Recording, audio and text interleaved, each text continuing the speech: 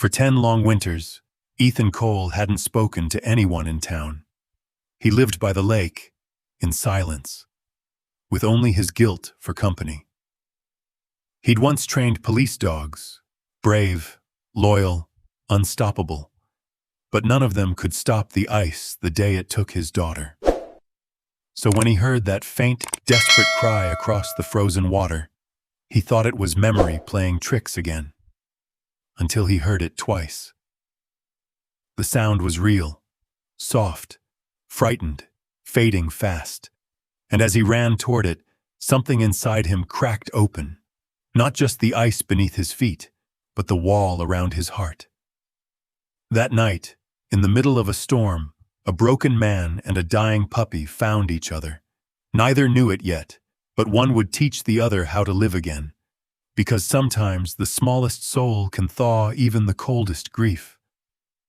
The wind had a voice that morning, long, hollow, and ancient.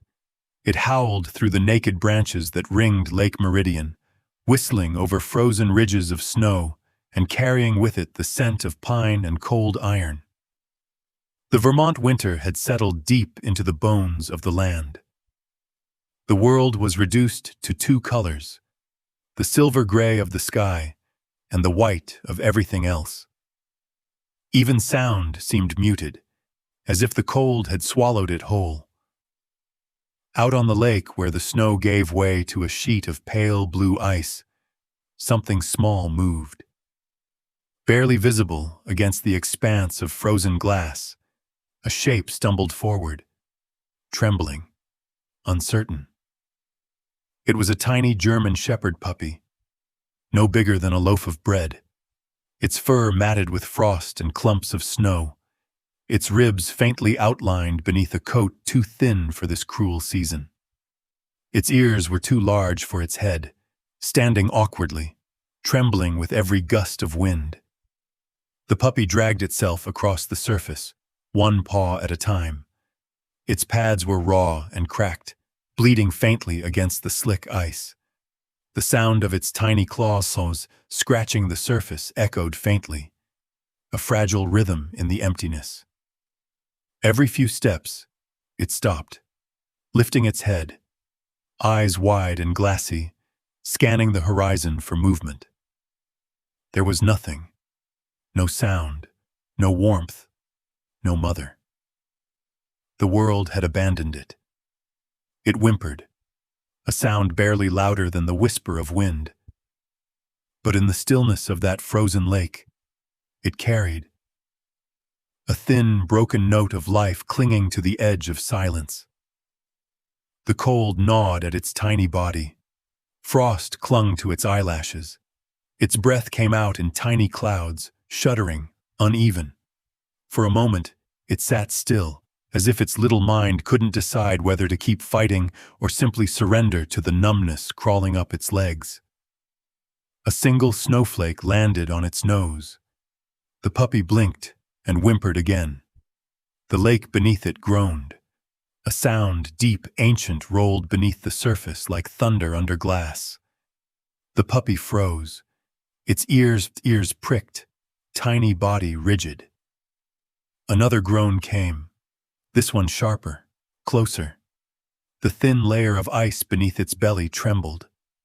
Cracks began to spread, tiny white lightning bolts, racing outward in all directions. The puppy whimpered again, its instincts too young to understand the danger. It took another step. Another crack answered. The sound was deafening now, the world beneath it splitting open. Then the ice gave way.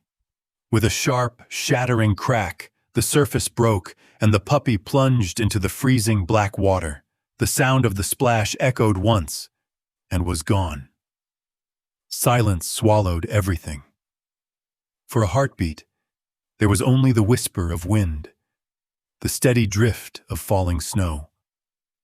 The hole in the ice rippled faintly, its edges already beginning to freeze again. Then, from beneath, a faint struggle. A small paw broke the surface, trembling, clawing desperately for something to hold. Another weak splash followed, bubbles bursting on the surface. The puppy's cry came again, thin, ragged, muffled by water. Its little body thrashed beneath the surface, dark shape flickering just below the ice. The water was a graveyard of reflections, pale sky, dead trees, the faint shimmer of movement fading fast. Each second stretched into forever. The wind carried the echo of its cries across the empty lake, scattering them like ghosts through the trees. Far in the distance, a crow took flight, startled by the sound. Its wings flapped against the quiet air, dark feathers slicing through the white sky before disappearing over the ridge. Then the world was still again. The surface stilled. The paw slipped beneath the water. The ripples faded. Snow began to fall heavier now, soft and relentless, each flake burying the evidence of what had just happened. Within minutes, the hole in the ice was just a dark scar surrounded by whiteness. The puppy's cries were gone. The silence that followed was heavier than before, like the land itself was holding its breath. But beneath that layer of silence, something stirred, a faint vibration, a sound that didn't belong to the wind. The distant creak of wooden boards, the soft metallic jingle of a fishing line.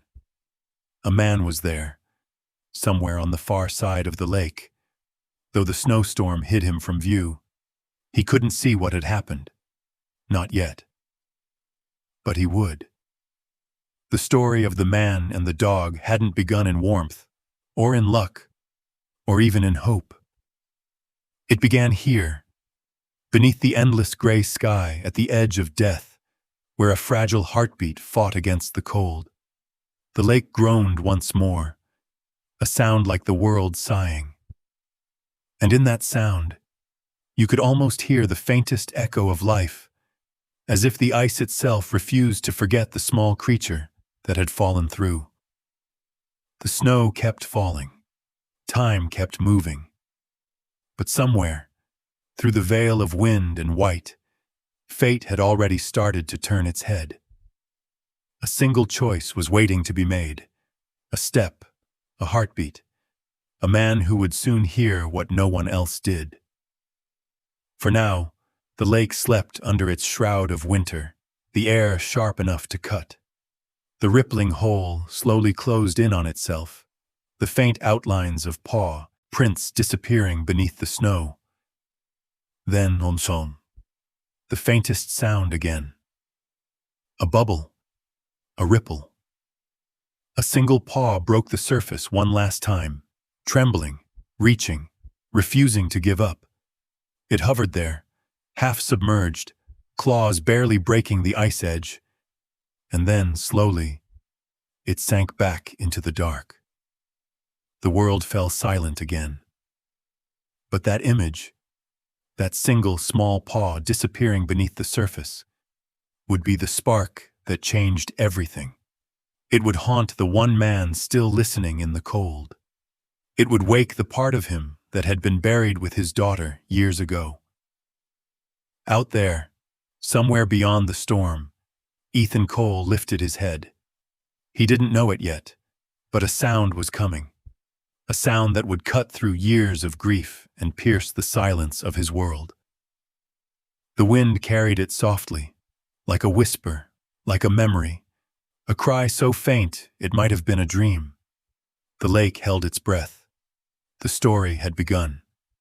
The world was quiet. Too quiet. Ethan Cole sat alone at the edge of the lake, his silhouette a dark cutout against the pale horizon. The old fishing rod in his hand barely twitched. Around him, the wind hissed softly through the reeds, lifting snow into slow, dancing spirals. His breath fogged the air in front of him, then vanished like smoke. He hadn't caught a thing all morning. Not that it mattered. He wasn't here for fish. He came to this frozen lake because it was the only place left where silence didn't scare him. The line dipped slightly, tugged by the current beneath the ice. He didn't even look down. His eyes were fixed on the horizon, distant, unfocused.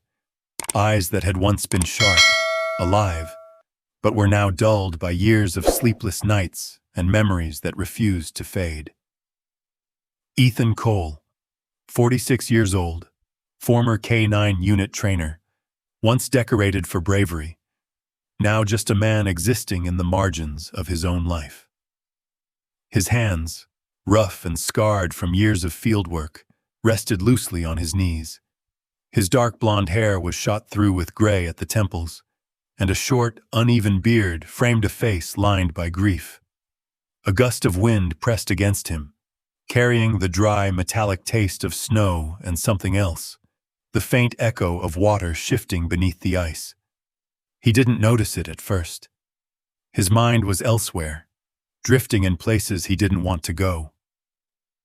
He remembered a little girl's laughter, bright, bubbling, alive, dancing across this same frozen lake years ago. He remembered her pink mittens, the way she turned to call him, cheeks flushed, eyes filled with joy. He remembered the sudden crack beneath her boots, and then he remembered nothing but screaming.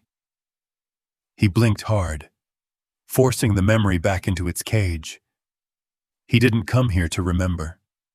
He came here to forget. But then, it came again. A sound. Faint. So fragile it could have been a trick of the wind. A cry. Ethan froze.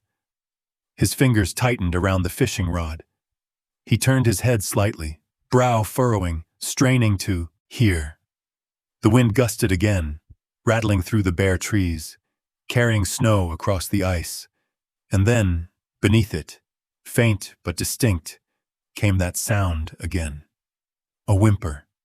A high, broken sound that didn't belong in this frozen emptiness. Ethan's chest constricted. For a second, his brain refused to separate past from present. The sound hit him like lightning through fog. It was her again. His little girl's voice calling out, echoing across the lake. "Daddy!" His breath caught. He turned toward the sound, eyes wide, heart pounding hard enough to hurt. But there was no one there.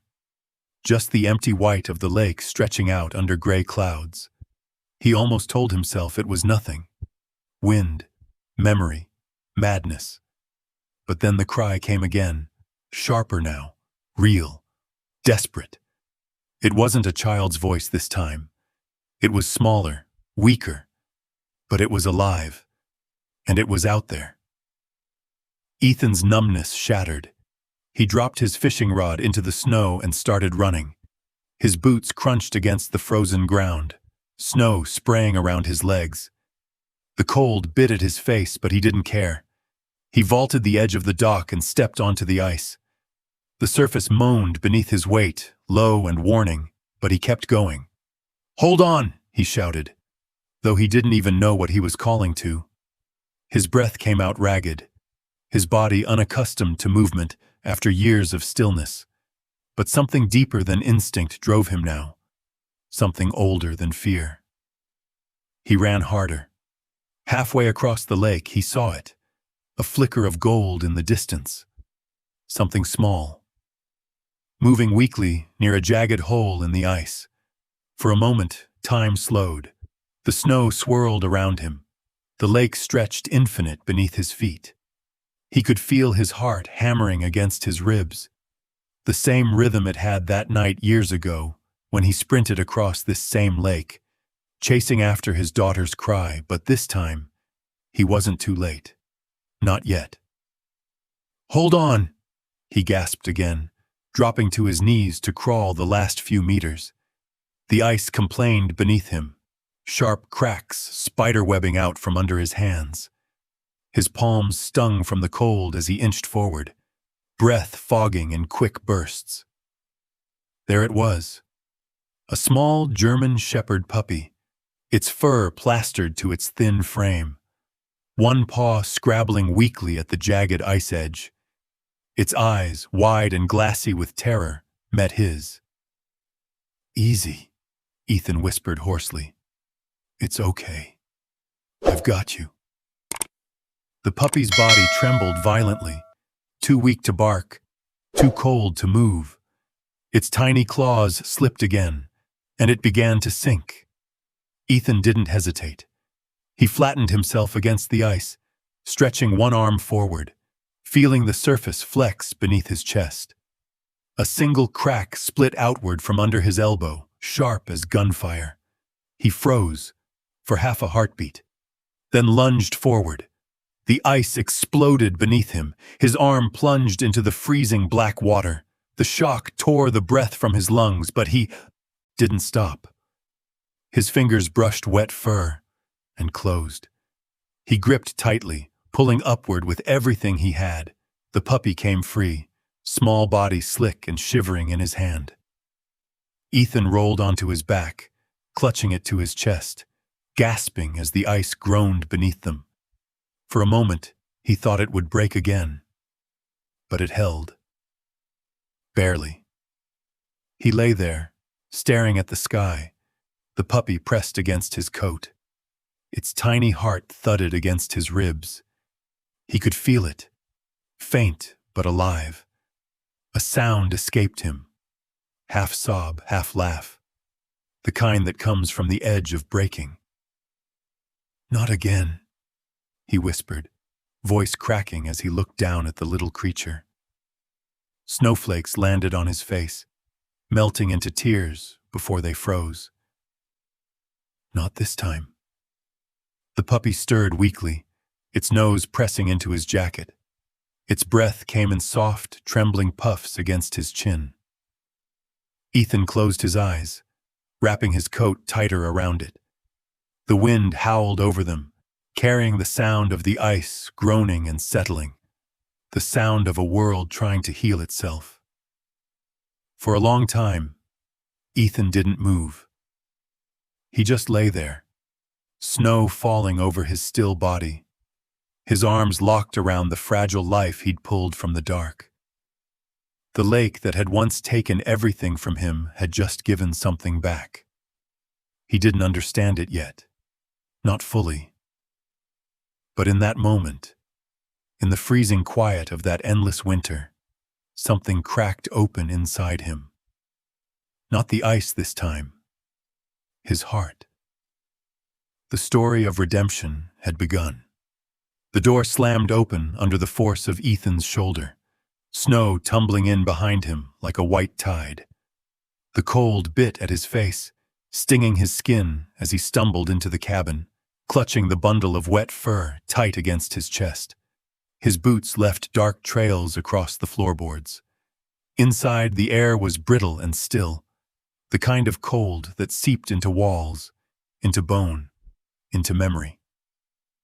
The only sound was the faint groan of the wooden beams under the weight of snow piled high on the roof. He kicked the door shut, his breath visible in harsh, uneven bursts. "Hold on, little one," he muttered, voice rough and shaking. He set the puppy down gently on a faded wool blanket near the fireplace, its tiny body limp, its shallow breaths barely lifting its chest. Ethan's fingers fumbled with the matches. He hadn't built a fire in days, maybe weeks. He struck once. The stick broke.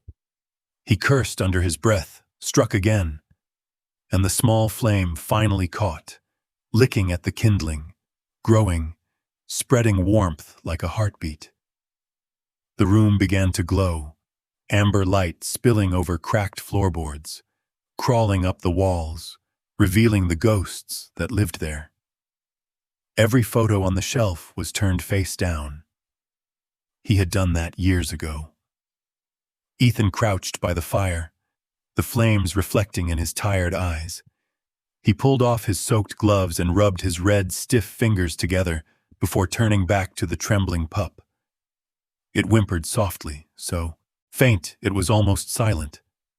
"Hey, it's okay," he murmured, more to himself than to the creature. "You're safe now." He grabbed a towel, threadbare but clean, and began rubbing the puppy's fur gently, trying to coax life back into the small, shivering body. Its ears twitched weakly. Water dripped from its coat, sizzling where it hit the fire's edge. Ethan worked in silence, his breath steady, movements careful. After a while, he poured a bit of milk into a cup, warming it by the fire until steam curled upward. He dipped his fingers in, letting drops fall carefully onto the puppy's lips. For a moment, nothing. Then, a faint flicker. The puppy's tongue moved, catching the warm droplets. Ethan froze, his heart skipping. "That's it," he whispered, his voice catching. "Come on, that's it, little guy." He fed it slowly, patiently, one trembling drop at a time. The fire crackled, throwing shadows across the room. For the first time in years, Ethan wasn't thinking about himself. He wasn't thinking about the quiet, or the grief, or the bottle half empty on the counter. His world had shrunk to this small, broken thing lying on a blanket, fighting to stay alive. When the puppy finally let out a small sigh and curled weakly against the towel, Ethan sat back, breath trembling out of him in a shaky exhale. His hands were still shaking, not from the cold this time, but from something deeper. He stared into the fire, its orange glow reflected in his pale eyes, and suddenly, without warning, the warmth pulled loose a memory. He saw her. Emily, his daughter. She had been 6 years old the last winter she was alive. He could still hear her laughter echoing through the pines, see her boots leaving small prints in the snow. She'd worn a bright red scarf that day, one that had trailed behind her like a ribbon of sunlight. "Daddy, look!" she had called, running across the frozen lake, arms outstretched like a bird. He had smiled God. He had smiled before, realizing the sound beneath her feet wasn't the ice creaking, it was breaking.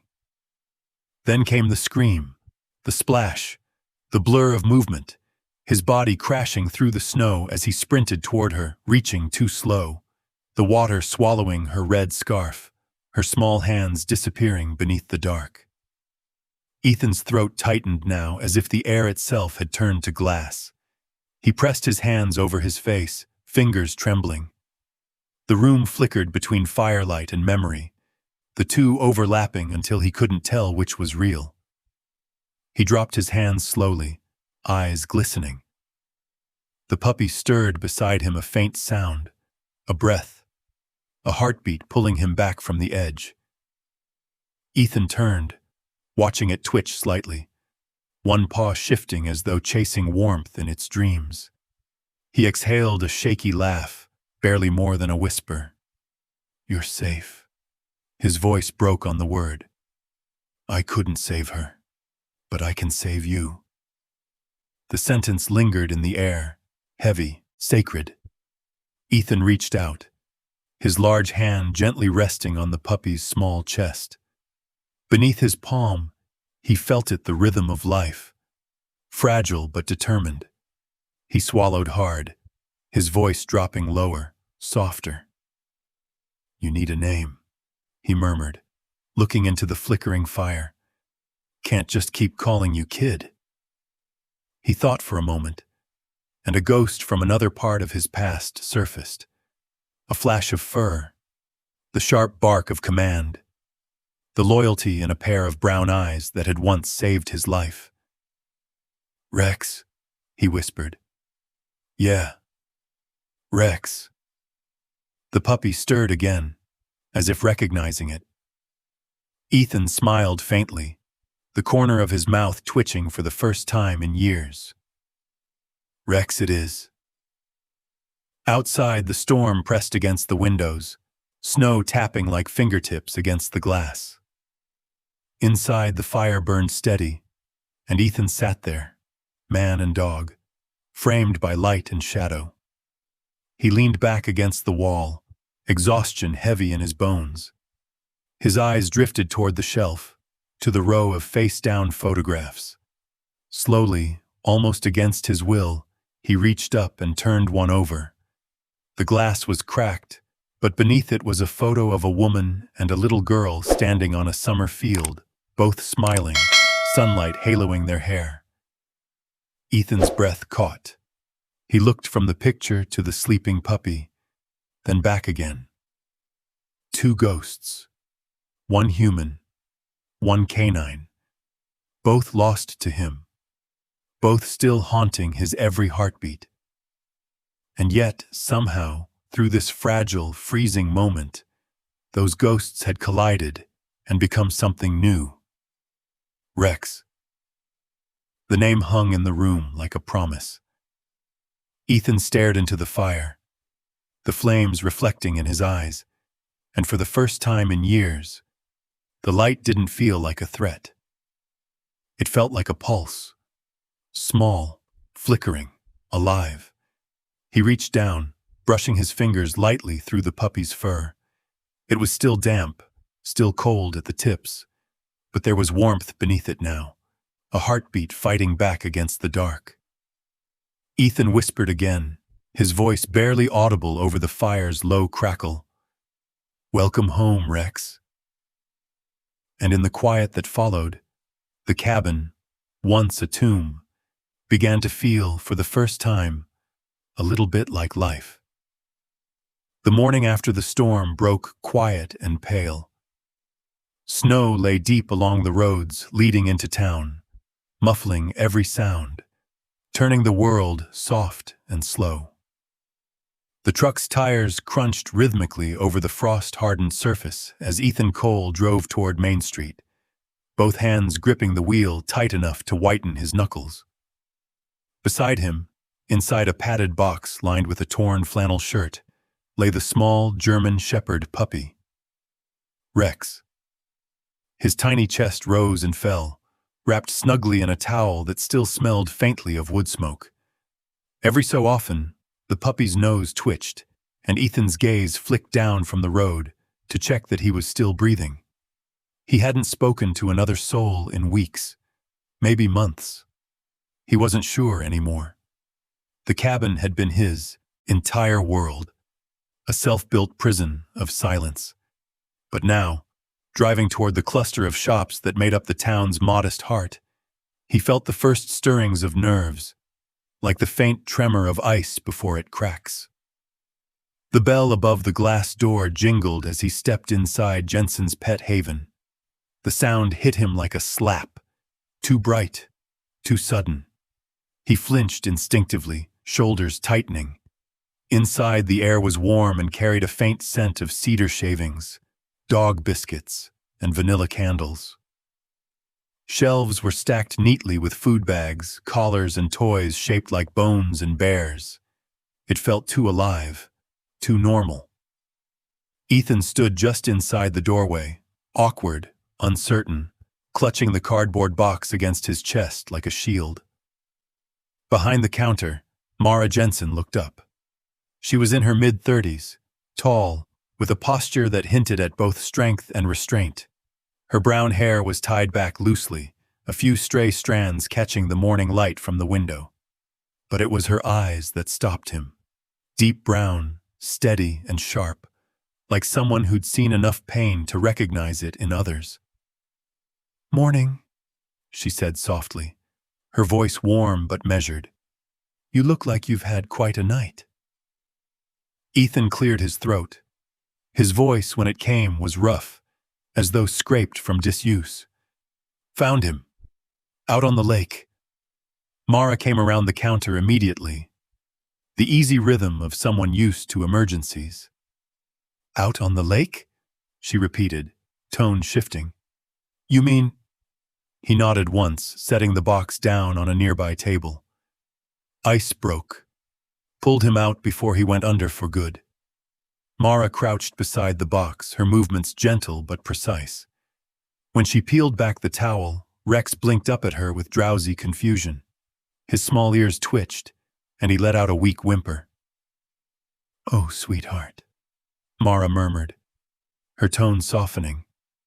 "You've had it rough, haven't you?" She reached out, letting the puppy sniff her hand before running her fingers gently along its damp fur. He's barely old enough to be away from his mother. Ethan said nothing, just stood there, watching. His chest tightened at the quiet compassion in her voice. The same tone he remembered his wife using when speaking to their daughter after a scraped knee or a bad dream. "Do you know where he came from?" Mara asked after a moment. He hesitated, then pulled something from his pocket. The red collar, frayed and stained. The metal tag was dented, the engraving almost unreadable. He handed it to her.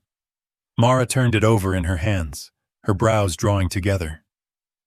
"I've seen this design before," she said slowly. "You said you found him near the lake?" "Yeah," Ethan said, his voice low. "Out by the north side." Mara's expression hardened. "That's not far from the industrial area," she muttered. "You might not have heard, but a few folks around town have been coming in asking about missing puppies, all German shepherds. All about this size." Ethan's stomach tightened. He looked down at Rex, who had drifted back into uneasy sleep. "You think someone's taking them?" Mara stood, crossing her arms, the collar dangling loosely from her hand. "It's possible. There's been talk about a breeder ring moving through the county. They take purebreds, sell them off fast or worse. The sheriff says it's just rumors, but..." She shook her head. "I've seen too many coincidences to believe that." Ethan's jaw clenched, a faint tremor running through his hand as he rested it on the box. Something dark flickered behind his eyes. The look of a man who'd seen cruelty and recognized it instantly. "And no one's doing anything?" "Some of us are trying," Mara said quietly. "But it's hard when you can't prove what's right in front of you." The firelight from the small stove in the corner flickered across both their faces. For a long moment, they stood in silence, the only sound the puppy's faint breathing. Mara finally spoke again, softer this time. "You did a good thing bringing him in." Ethan shifted uncomfortably, eyes darting away. "Just happened to be there." She smiled faintly, not mocking, not pitying, just knowing. Funny how the right people just happen to be there when life gives them a second chance. He looked up at her then, really looked, and for the first time the emptiness behind his eyes faltered. He saw not just a woman, but another soul worn thin by life yet still standing. There was something steady about her presence, something that didn't demand, didn't pry. Rex stirred again, a small yawn escaping him. Mara leaned down, brushing her fingers over his head. "He's a fighter," she said softly. "That's rare. Most wouldn't have lasted the night." Ethan's throat tightened. "Yeah," he murmured. "He's tougher than he looks." Mara's gaze flicked up to him. "So are you, I think." He didn't answer, couldn't. His hand twitched at his side. The smallest flinch, as though her words had struck somewhere tender. Mara didn't push further. She simply nodded, then picked up the collar again, studying it. "I'll ask around, see if anyone recognizes this. Meanwhile, he needs warmth and rest. Keep him close. Feed him soft food every few hours." Ethan nodded, grateful for something practical to hold on to. "Thank you," he said quietly. As he turned to leave, the bell above the door chimed again, sharp, metallic. Ethan flinched, shoulders tensing. Mara noticed. She didn't comment, only offered a small, reassuring smile. "Take care of him, Mr. Cole," he said. "Ethan Cole." She repeated it softly, as if testing how it sounded. "I'll remember that." He hesitated at the door, glancing back once more. Mara stood there with the box now empty, the towel folded neatly in her hands, the firelight painting gold across her features. Her eyes, warm, brown, unguarded, met his.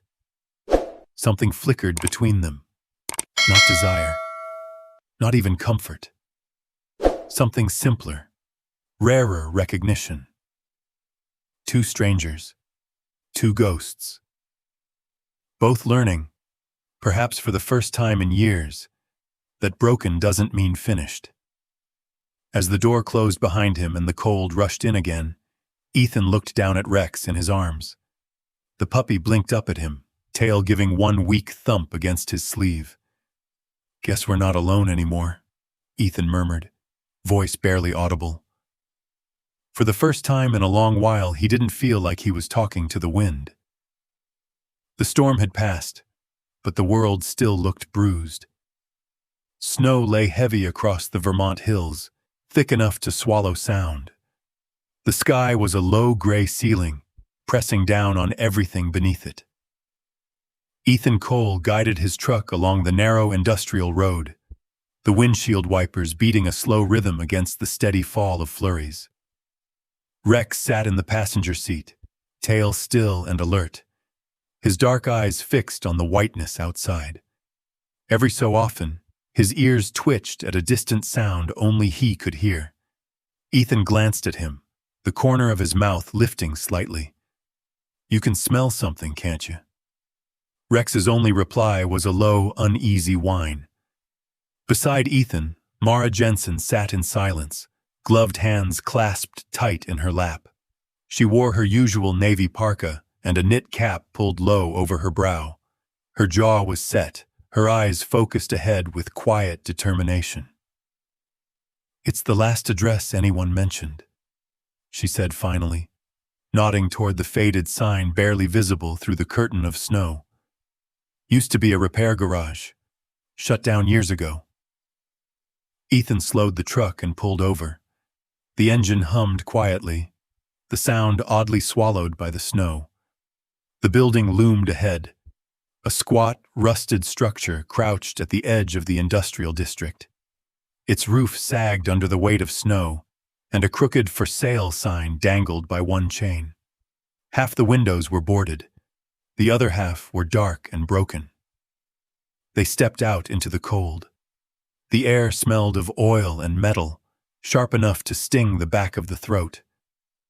Somewhere inside the building, something creaked, faint, rhythmic, almost like breathing. Ethan's boots crunched over the icy ground as he circled the structure, scanning for footprints. Rex padded close beside him, nose to the snow, tail low but steady. The dog's nostrils flared as he sniffed at the ground, then suddenly froze. A low growl rumbled in his throat. Mara stopped beside them, her breath visible in short puffs. "What is it?" Ethan crouched. In the powdery snow ahead of them, faint but clear, were paw prints. Dozens of them, small, round impressions clustered near the side door. Some overlapped, some led away toward the trees, disappearing into drifts. "Dogs," Ethan murmured, brushing the edge of a print with his glove. "Several. And recently." Mara's face tightened. So the rumors were true. They followed the trail around the side of the building. The wind carried the faint metallic scent of rust and something else, the sour edge of rot. Ethan's pulse quickened as they reached the back entrance. The door was half open, the padlock dangling uselessly from the latch. He pushed the door slowly. It groaned in protest. Inside, the air was damp and heavy. The light from outside spilled into a narrow corridor littered with tools, empty crates, and scraps of torn fabric. A smell hit them. Old oil, rusted metal, and fear. It was unmistakable. The same scent Ethan remembered from the kennels years ago when new rescue dogs were brought in. Panic, sweat, despair soaked into concrete. Mara lifted a flashlight from her pocket, its beam slicing through the gloom. The walls were lined with old cages, some stacked, some toppled. Inside one, a torn collar hung from a bent latch. In another, a chewed rope dangled like a noose. Ethan's stomach turned.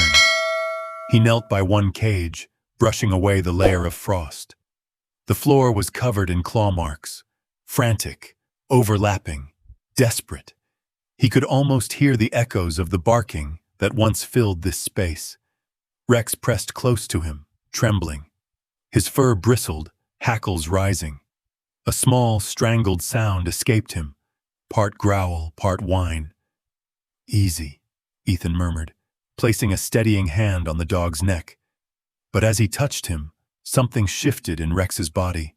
Not fear of the place, but recognition. His ears flattened, and his body tensed as if remembering something that had happened here.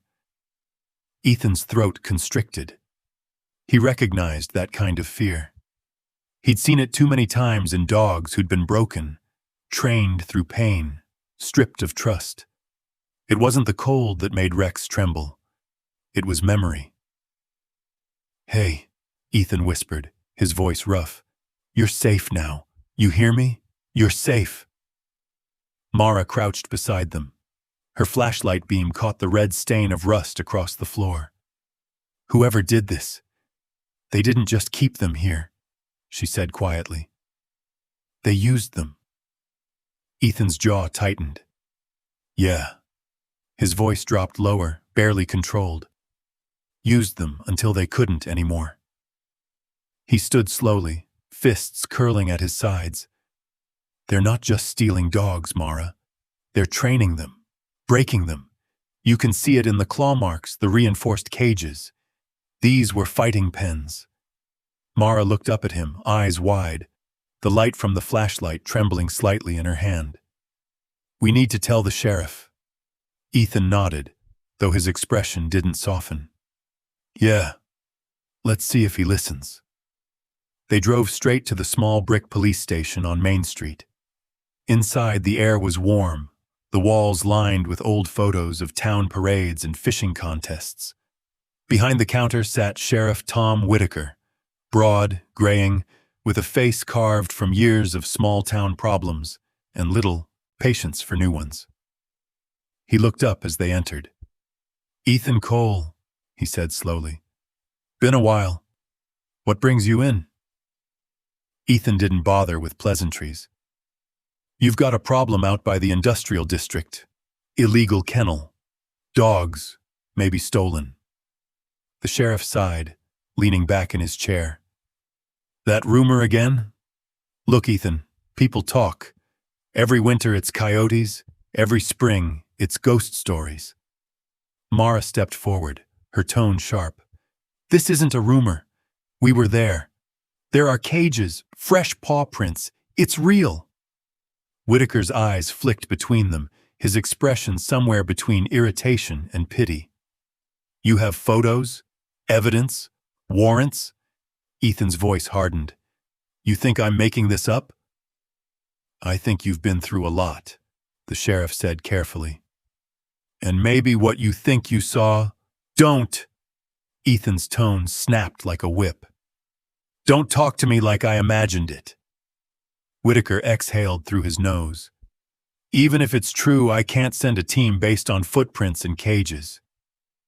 "Let it go, Cole." The words hit like a bullet. Let it go. For a second, Ethan didn't move. He just stared at the man, jaw trembling, breath shallow. Somewhere deep inside, something old and painful stirred. A memory of a doctor's voice, sterile and soft, saying the same thing years ago. "Let it go, Mr. Cole. There's nothing you could have done." He had let go once. He had let his daughter's small hand slip away under the ice. He would not do it again. Ethan turned abruptly, his voice low and shaking. "If you won't act, I will." "Ethan!"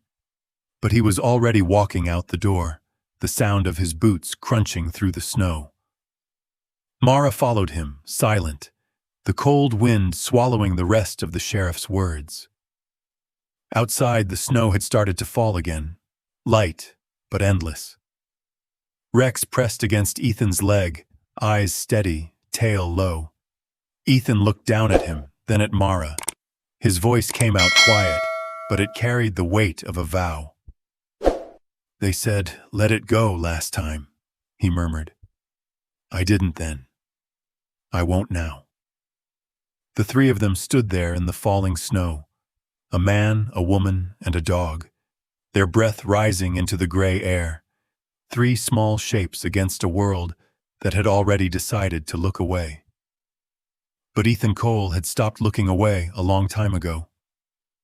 Night fell heavy over the Vermont hills.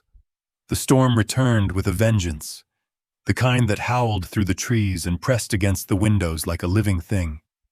The wind screamed down the chimney, scattering sparks inside the cabin's hearth. Outside, the world was a blur of white fury. Ethan Cole sat in his armchair by the fire, shoulders hunched forward, his elbows resting on his knees. The firelight flickered across his face, painting the deep lines carved by years of loss and silence. Behind him, the walls groaned with every gust of wind, as if the cabin itself remembered pain. Rex lay curled on the rug near his boots, his golden-brown fur glinting with firelight. Every few minutes, the puppy would twitch in his sleep, tiny paws moving as if he were running through some dream only he could see. Occasionally, a small whimper escaped him, and Ethan's hand instinctively dropped to rest on the dog's back. The touch calmed them both. The events of the day spun in his head. The abandoned garage, the cages, the sheriff's hollow words. Let it go, he had heard those words before.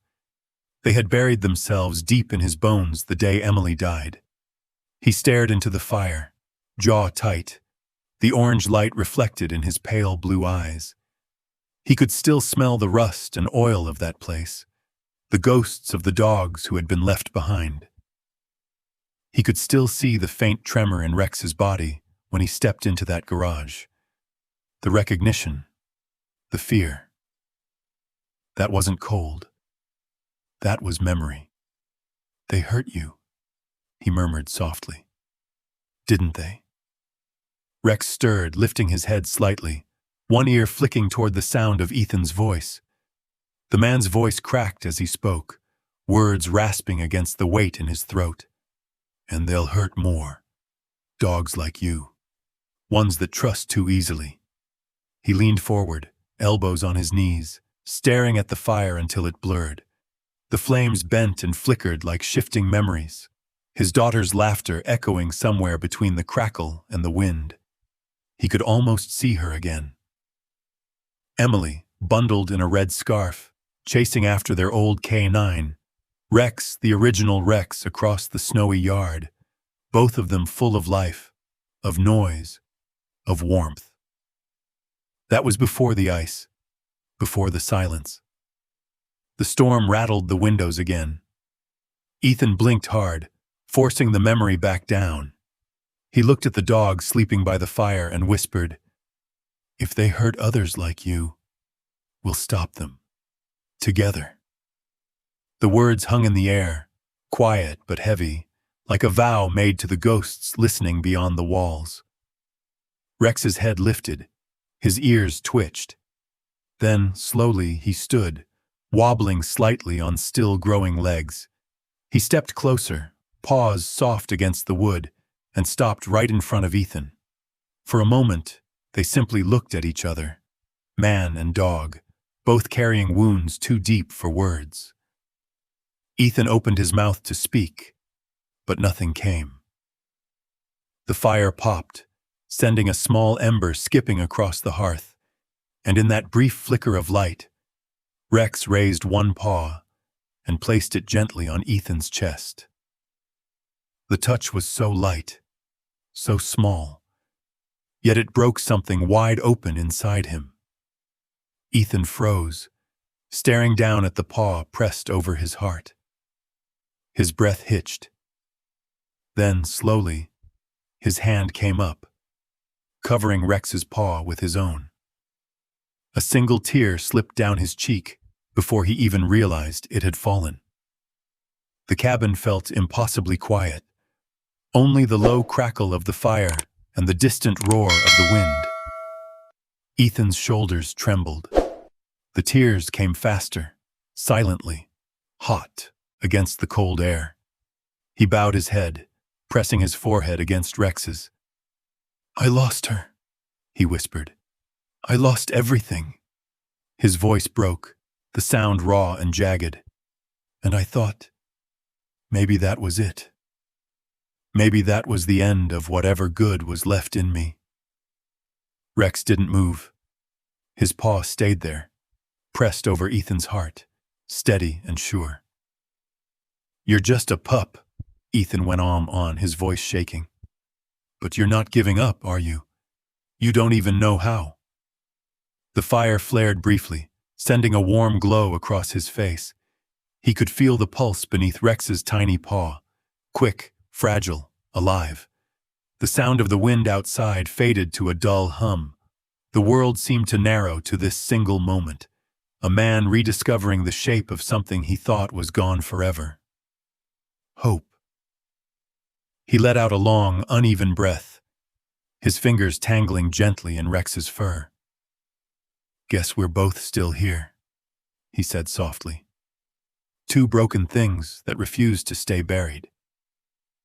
Rex let out a small sound, not quite a bark, not quite a whine, and nuzzled closer, resting his chin on Ethan's knee. Something in Ethan's chest shifted.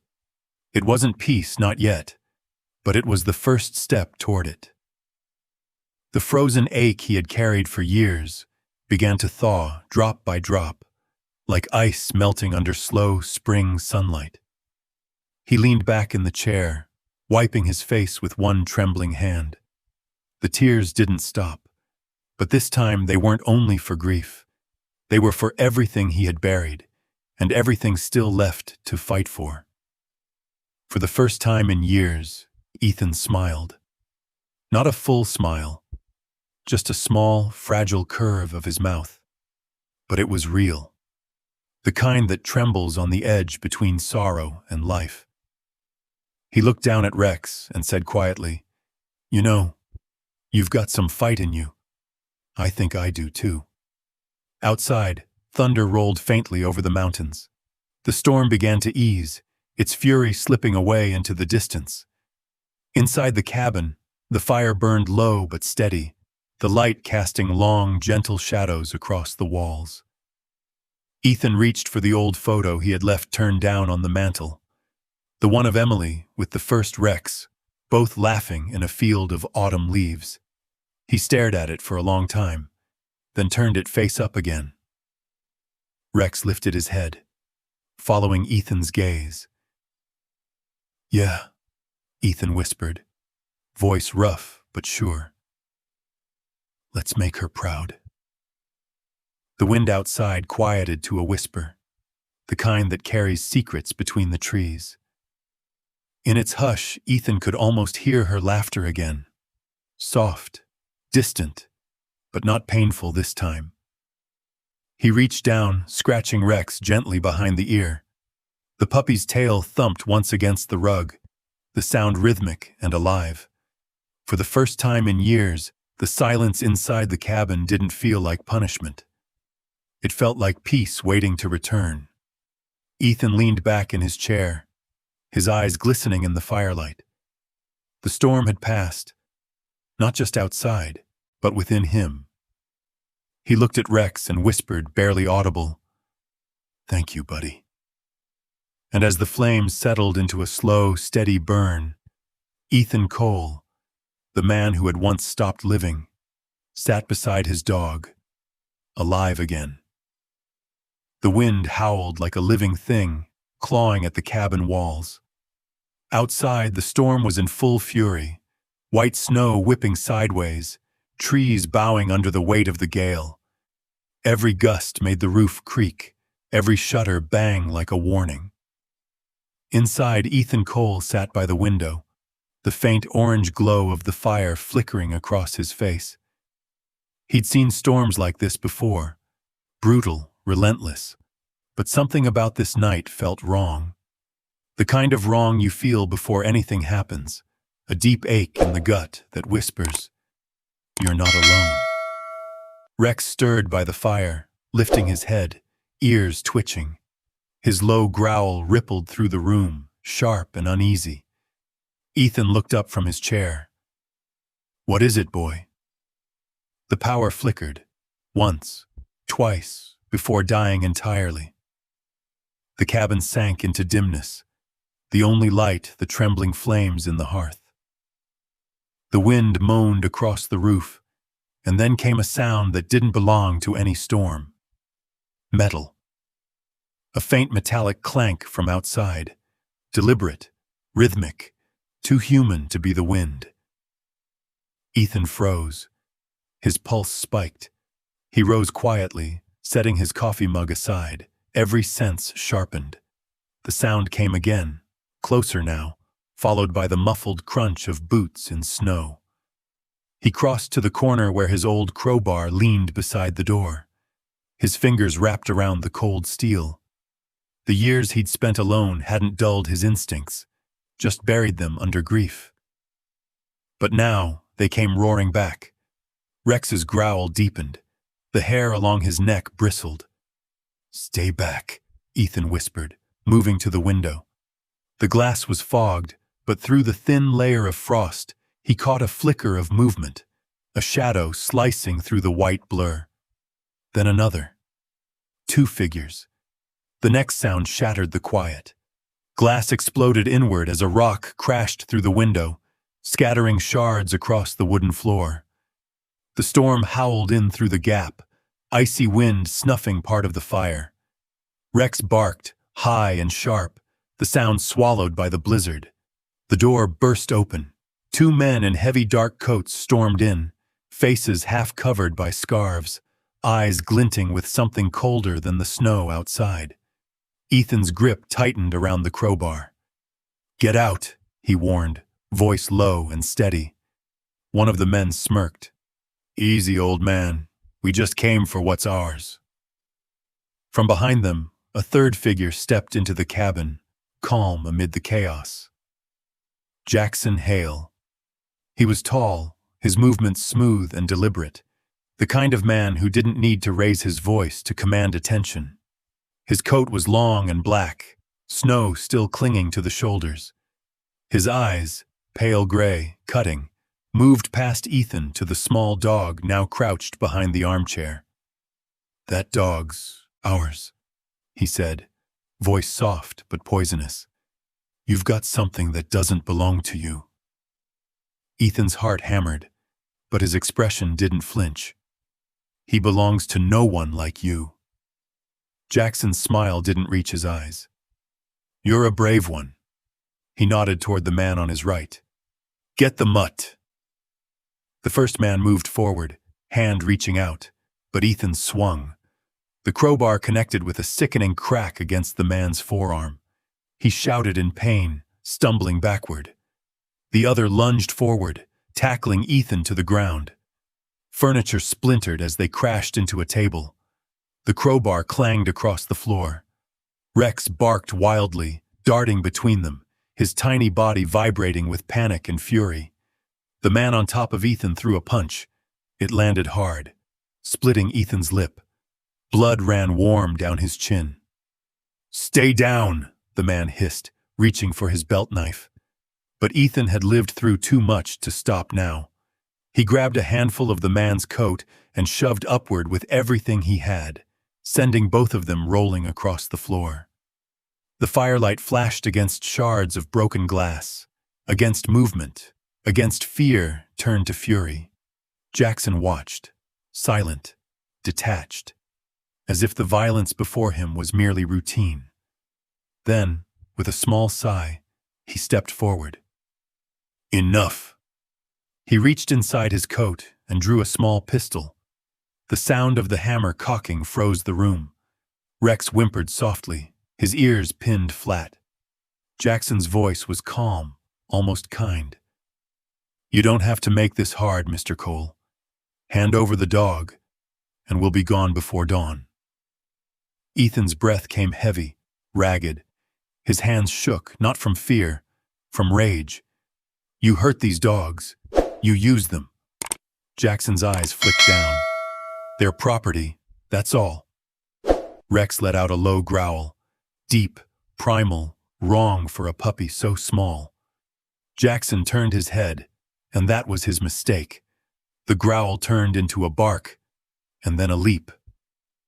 Rex lunged from behind the chair, teeth flashing.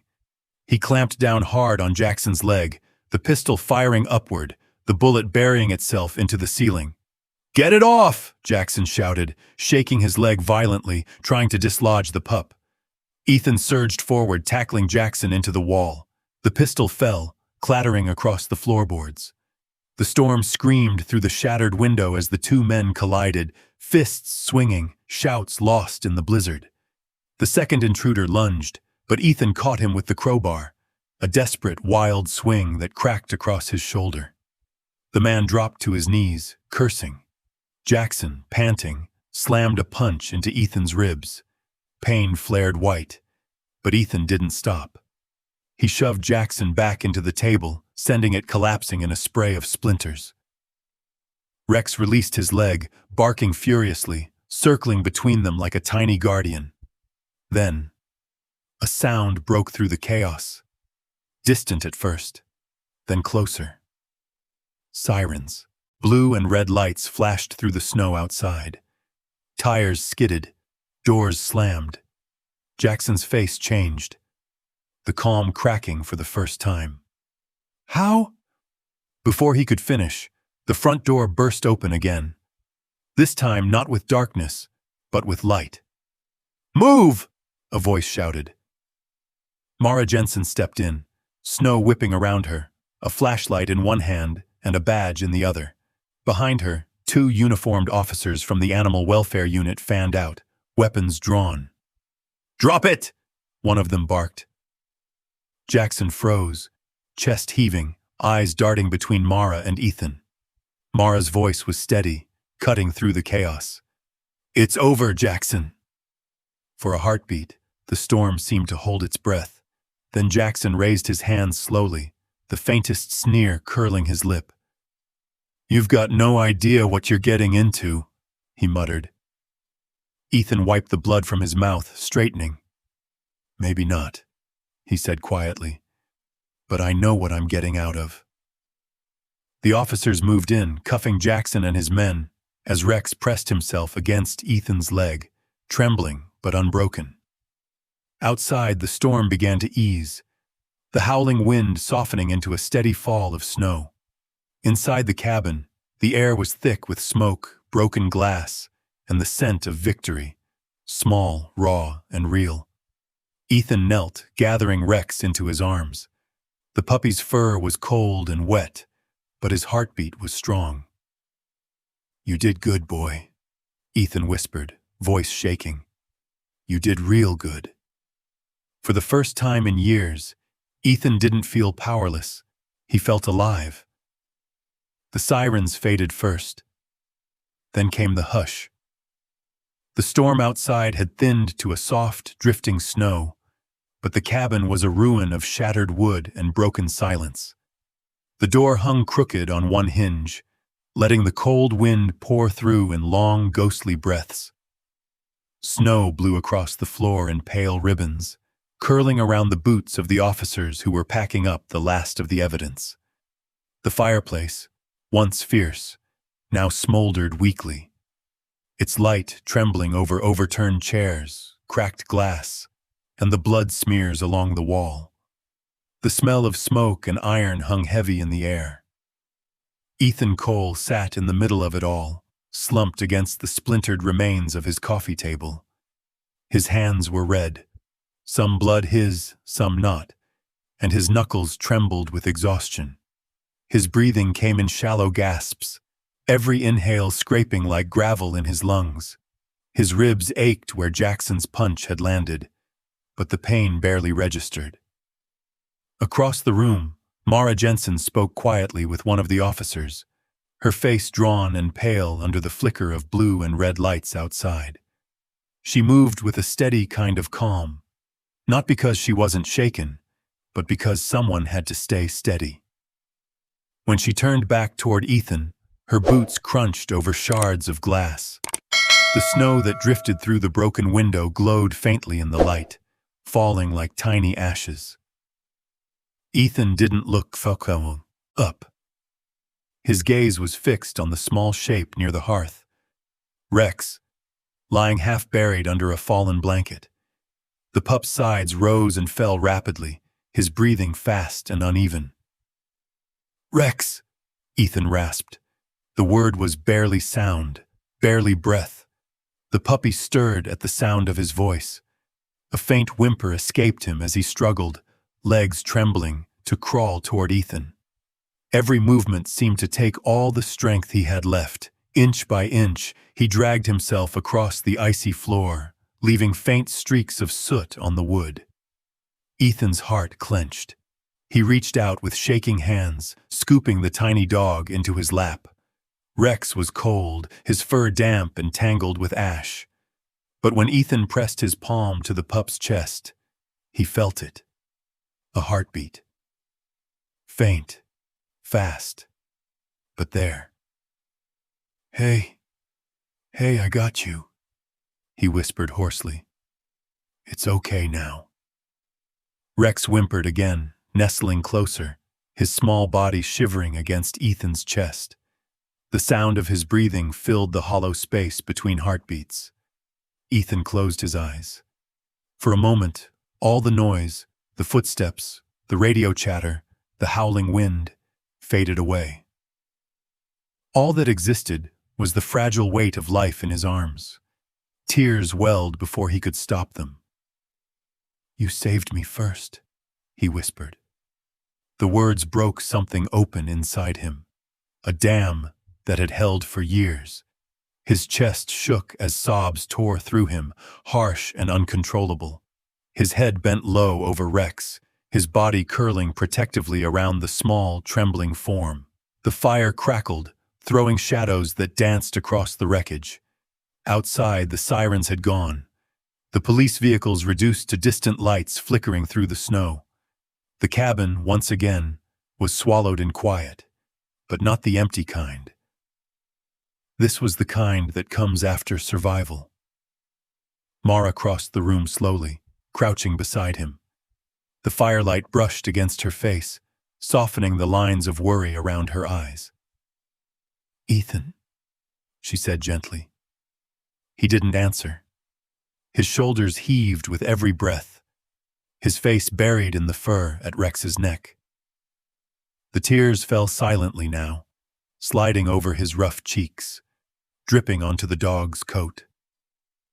It wasn't grief alone that made him cry. It was everything.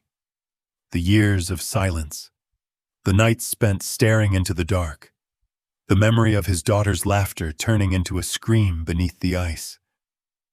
In that moment, holding Rex, he wasn't just holding a dog.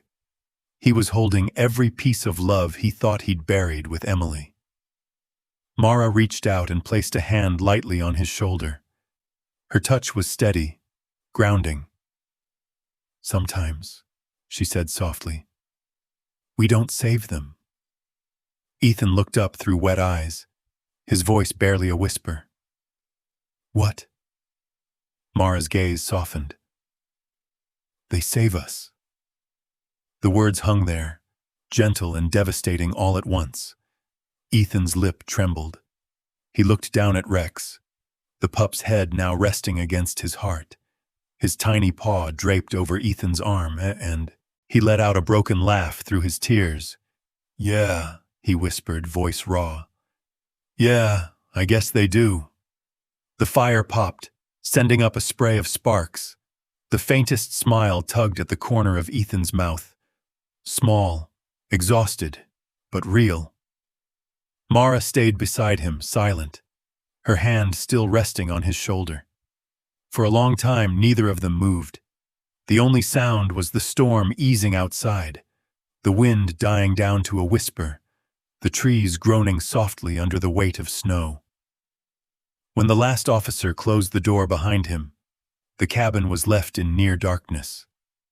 The emergency lights outside faded, leaving only the glow of the fire and the silver shimmer of snow blowing through the broken window. Ethan shifted slightly, pulling Rex closer against his chest, wrapping part of his torn jacket around the pup's body. "We'll fix this place," he murmured, more to himself than anyone. "We'll fix everything." Mara nodded. "You will?" He turned his head toward her, eyes glinting in the light. "Why'd you come?" She gave a faint, tired smile. "Because I knew you wouldn't call for help. So I did." He huffed a quiet, breathless laugh, the first since the storm began. "Guess I should start getting used to people again." "Maybe start with the four-legged ones," she said gently. Rex stirred at the sound of their voices, letting out a sleepy sigh. His head nestled deeper into the crook of Ethan's arm. Ethan brushed a hand over his fur, his fingers trembling less now. Outside, the wind sighed through the trees, quieter, softer, the world breathing again. Mara rose, moving toward the window. She pulled a spare quilt from a fallen chair and tacked it across the broken glass, shutting out the cold. Then she turned back toward Ethan. He was still sitting in the same place, Rex sleeping in his arms, the firelight flickering over both their faces. For the first time since she'd met him, the haunted look in his eyes was gone. In its place was something new. Not peace, not yet, but purpose. She watched him for a moment longer, then whispered, "You did good, Ethan." He looked up, tears still shining but his voice steady. "No," he said softly. "We did." And as the storm finally died beyond the cabin walls, the silence that followed wasn't the sound of emptiness. It was the sound of survival. The first light of spring stretched across Lake Meridian like a breath of forgiveness. Where once the ice had swallowed sound and life alike, the water now shimmered, deep blue, restless, alive. The snow was nearly gone, reduced to thin veils along the banks, melting into tiny silver streams that whispered down toward the thawed lake. Birdsong replaced the hollow silence of winter. The air smelled of pine sap and wet earth, not smoke and grief. It was as if the world itself had exhaled after holding its breath too long.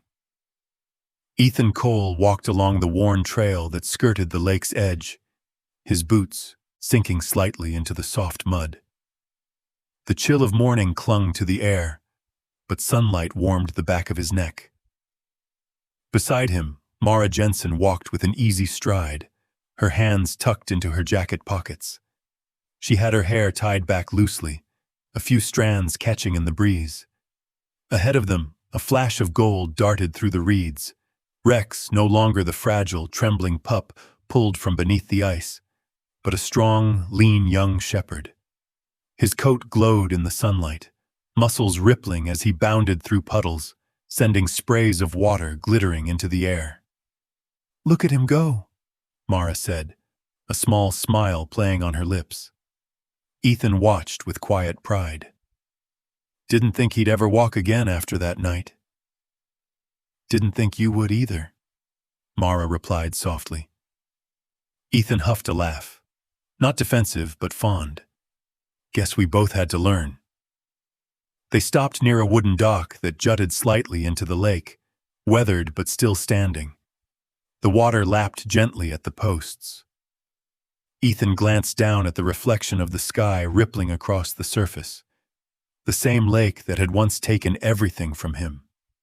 For years, he hadn't been able to stand here, not without hearing the ice crack, not without seeing Emily's hand vanish beneath the dark water in his mind.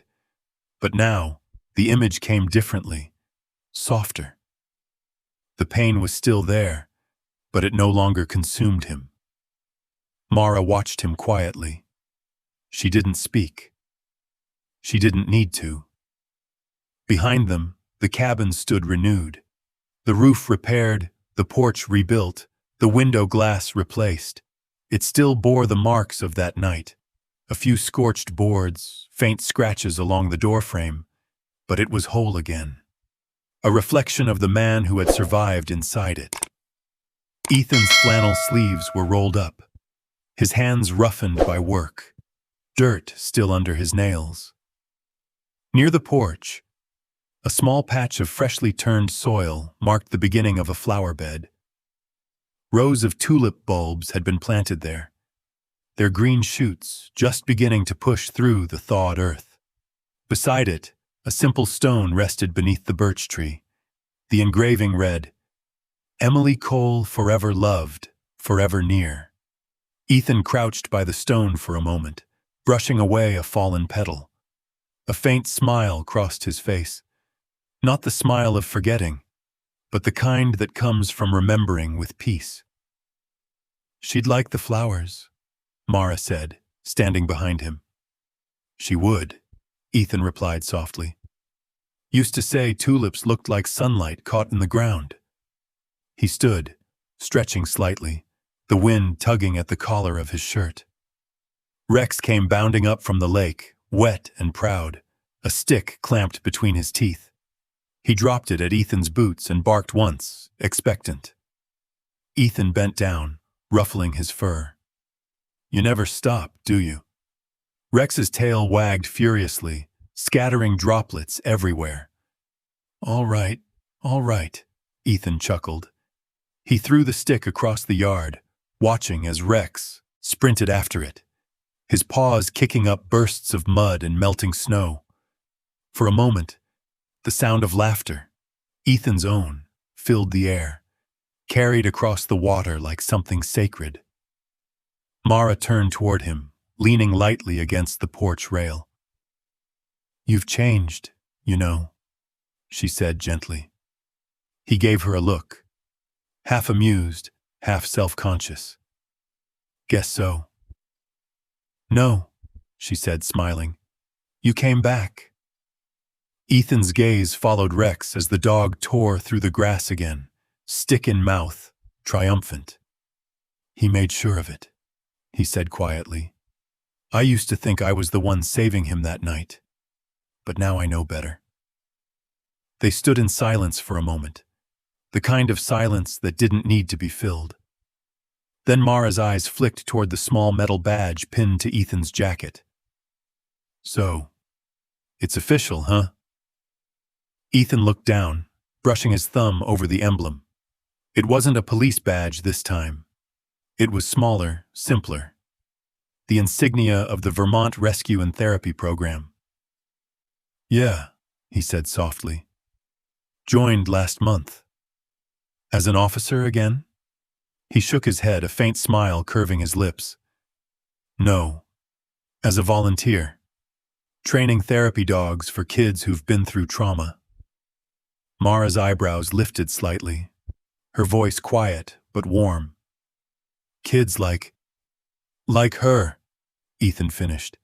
His eyes flicked toward the stone by the tree. "And like me." Mara's smile trembled, but she didn't look away.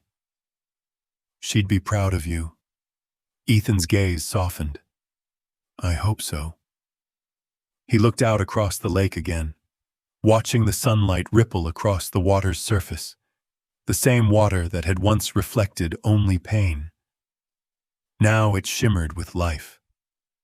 Rex returned once more, panting, tail wagging wildly. He dropped the stick at Mara's feet this time, as if insisting she take a turn. She laughed, a rare open sound that made the morning seem brighter. "All right, hero," she said, throwing it far across the clearing. Rex bolted after it, a golden blur of motion and joy. Ethan watched him go, then looked back at the cabin. The repaired walls, the planted flowers, the light smoke curling from the chimney. For the first time in years, he didn't see a place of ghosts. He saw a home. "Spring suits you," Mara said softly, stepping closer. He smiled faintly. "I never thought I'd see it again." The breeze carried the faint scent of thawed pine and new soil. Overhead, a pair of geese traced slow arcs across the sky, their wings cutting cleanly through the sunlight. Mara tucked her hands back into her pockets. "So what's next for you, Ethan Cole?" He looked toward the lake, toward Rex bounding through the shallows, toward the reflection of the sky where ice once held death. His voice came low, sure. "Keep moving," he said. "Keep building. Keep helping." The wind shifted, brushing through the birch branches above Emily's stone. A single petal drifted loose, landing gently at his feet. Ethan smiled, eyes bright with something that wasn't sorrow. The past had not disappeared. It had changed shape, softened, become part of the air he breathed. He turned to Mara, the sunlight glinting off the badge at his chest. "Come on," he said quietly. "We've got work to do." And together, they walked back toward the cabin, toward the life that had grown in the place of grief. Rex bounded ahead, his bark ringing across the lake, bright and alive, a sound of pure, unbroken joy. Evening settled slow over Lake Meridian, draping the water in gold. The last light of the day stretched long across the shore, turning the melting snow into 1,000 tiny mirrors.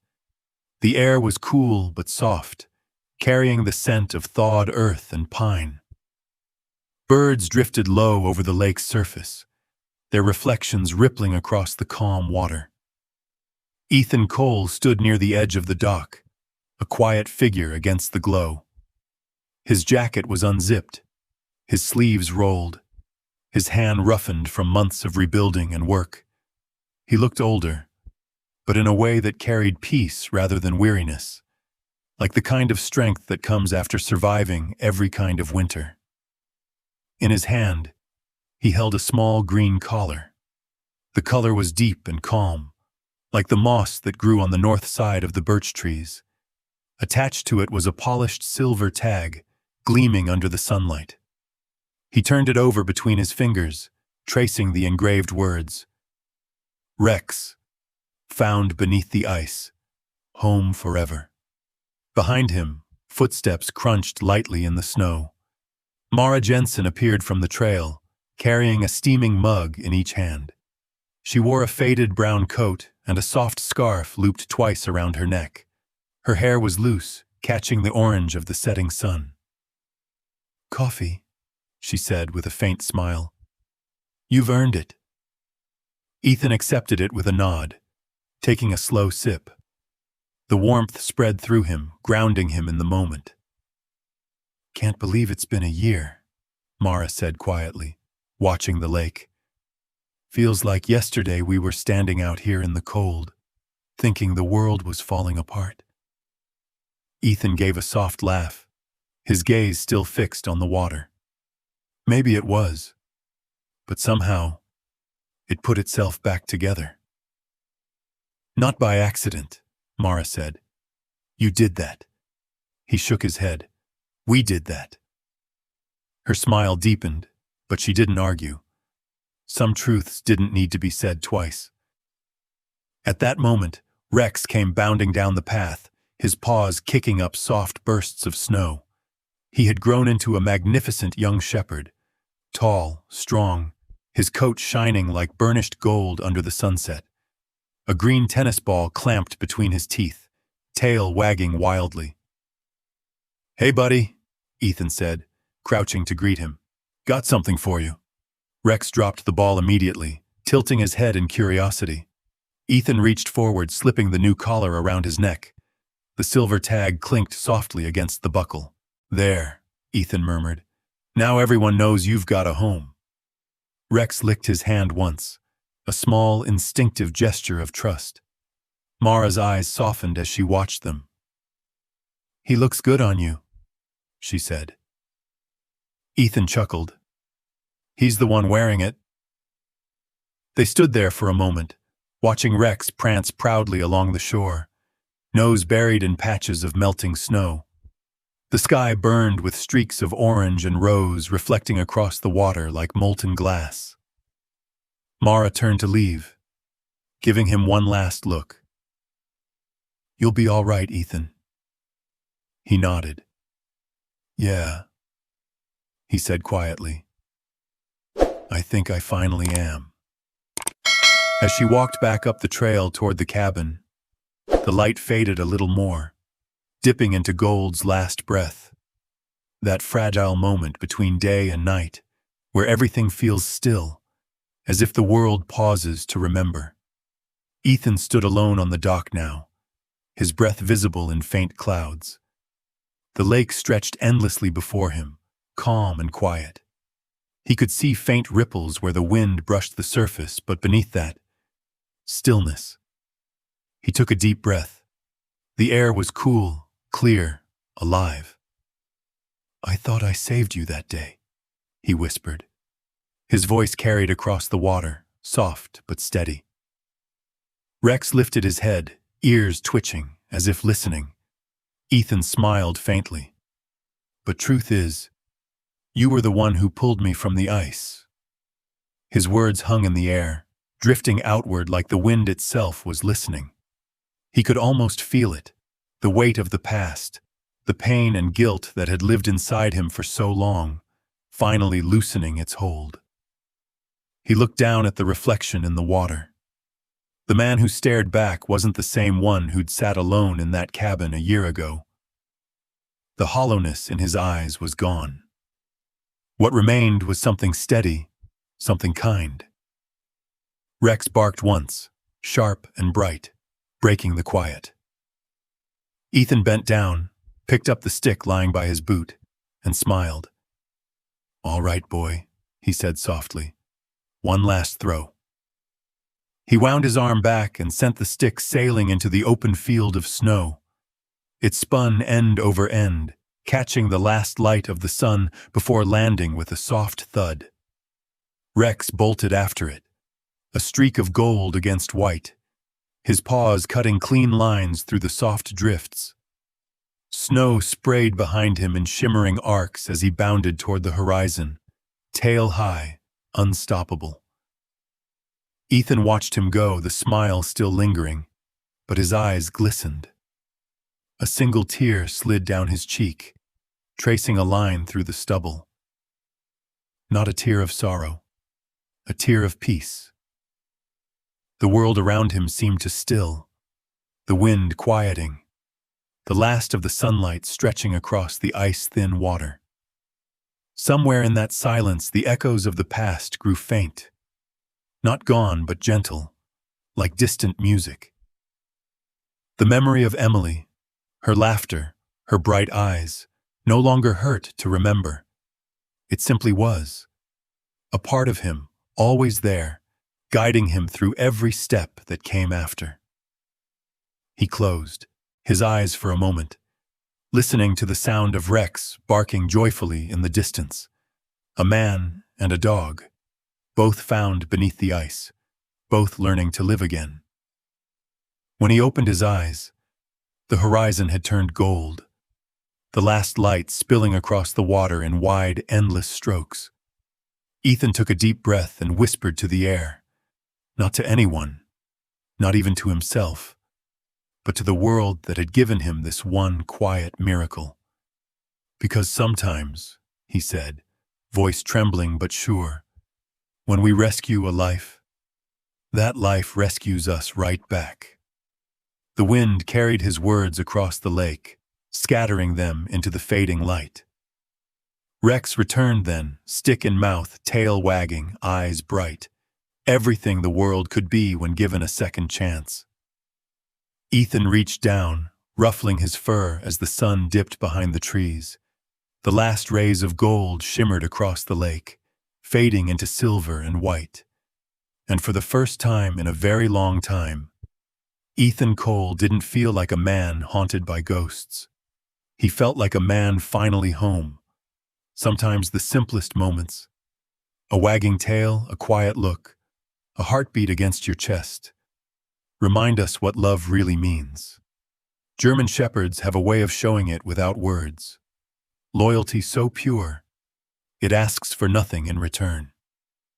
They stand beside us through our hardest days, and somehow know when our hearts need healing. If this story touched something in you, maybe it's a sign to spend a little more time with your own dog tonight, or to learn new ways to understand them better. There's a wonderful resource I've found that helps deepen that bond, full of gentle guidance and heartfelt stories. You can take a look whenever you're ready. No rush, no pressure, just something worth sharing, from one dog lover to another. Because in the end, it's not just about rescuing them. It's about how they quietly rescue us, too.